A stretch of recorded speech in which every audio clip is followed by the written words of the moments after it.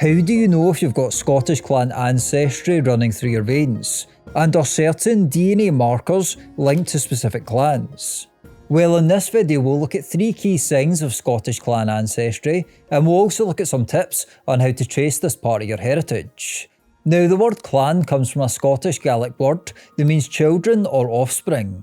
In Scotland, however, clans were not merely families in the narrow sense. They were extended social units that often included people connected by territory, allegiance, or for protection, as much as by blood. At certain times down through history, for example, people often adopted different clan names, either for protection, survival, or social advantage.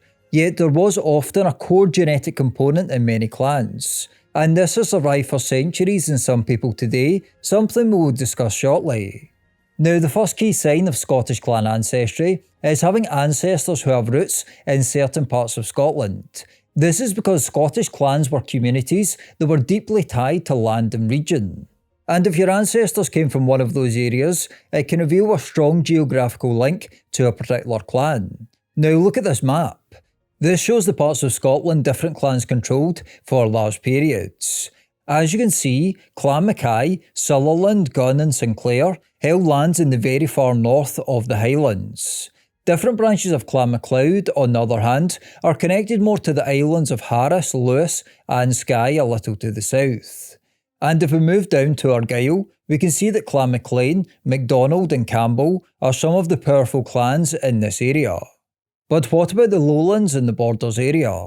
Well, famous border clans include Armstrong, Johnston, Kerr and Elliot. And you can see that Douglas, Boyd and Wallace held lands a little further north, but still in the lowlands. A little further up again, you can see a branch of Stuart just north of Stirling, with Robert Stewart rebuilding Doune Castle in the 14th century.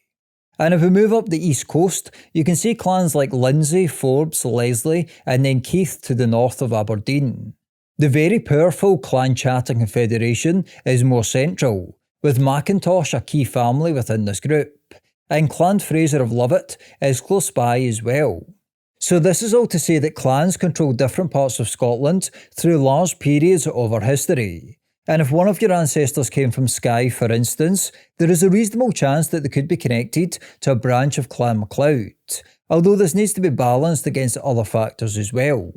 Old records can help you trace where ancestors lived or moved to, from parish registers to even old tax records.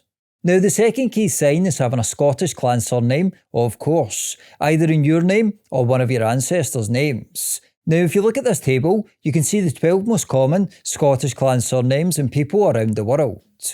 Names like MacDonald, Fraser, MacLeod, McGregor and Hamilton are very common ones, but there are obviously way more, including Macmillan, which is my surname.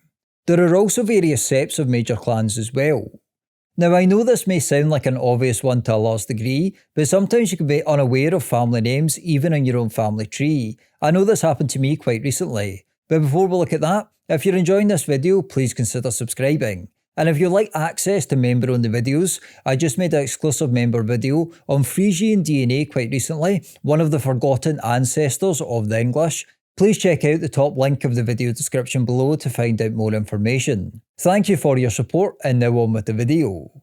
Now, I always knew that my grand's maiden name was Campbell, and therefore I knew I had this link with Clan Campbell. And I did actually make a previous video on Scottish clan DNA from Castle Campbell, where I go into Clan Campbell in much more detail. Anyway though, it wasn't until a few years ago when my dad started researching our ancestry more, looking at different connections and delving into the details, and I started asking him more about connections we had, any clan connections or anything like that he told me that my gran actually had 2 middle names that I never really knew she had, Ferguson and Stoddart.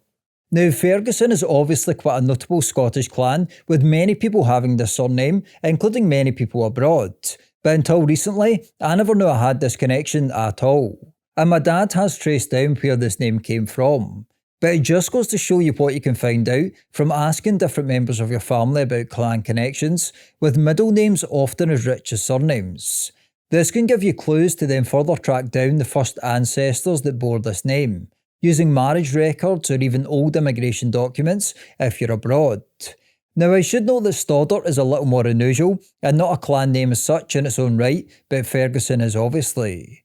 But the point is that surnames and middle names can give you clues that you can then further trace down the line.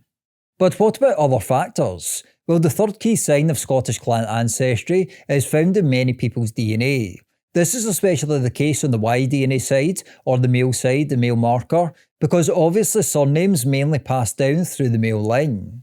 Y DNA haplogroups follow this same path from father to son as well, down through the generations. There is therefore often a link between Y DNA haplogroups and surnames, especially when it comes to very detailed Y DNA test results.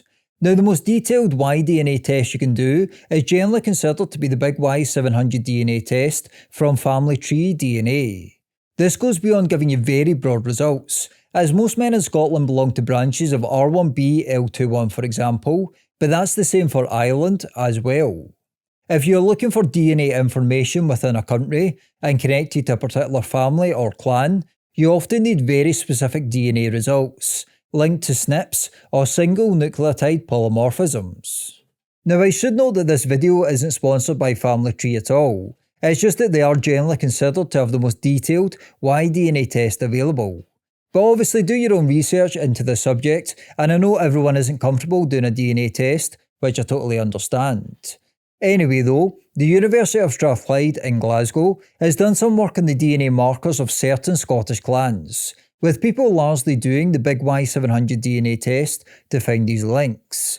Now I have made a 3-part series around this topic before where I go into more detail, but I will go through some of the results shortly.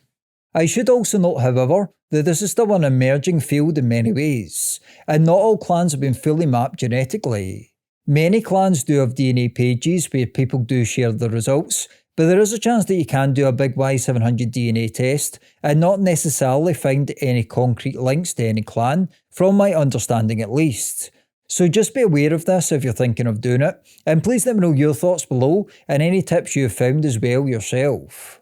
Yet there are very refined DNA SNPs that do link to particular clan surnames. Many are branches of the broader R1b L21 haplogroup, but some aren't even R1b lineages, which is quite interesting, given that this is the most common Y DNA haplogroup in Scotland. Clan Lindsay, for instance, is connected to the haplogroup I2A for example. This is a very old haplogroup in Europe in general. There was a common marker amongst Western hunter-gatherers.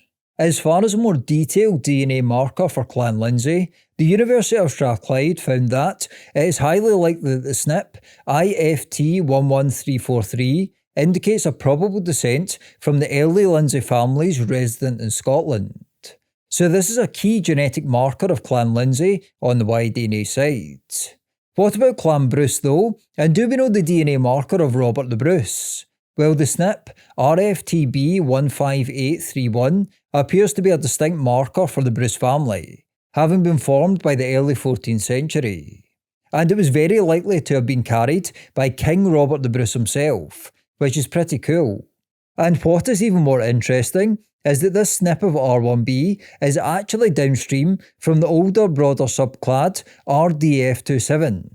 Now, RDF27 is a major subclad of R1b, most strongly associated with the Iberian Peninsula today, and it likely spread across Western Europe during the Bronze Age thousands of years ago. Although RDF27 is highest today in Spanish people and people like the Basque people, it also appears in France and to a lesser extent in Britain. Now, the Bruce lineage is known to have Norman origins, tracing back to Brie in Normandy. It is possible, therefore, that this genetic branch reflects his Norman-French ancestry, but it could be due to another reason as well. Now, like I said earlier, I have made a 3-part series where I go through the DNA of Scottish clans in much more detail that you should check out if you haven't seen before. Now, I should note maternal markers can provide some clues as well in the broader story of your Scottish origins.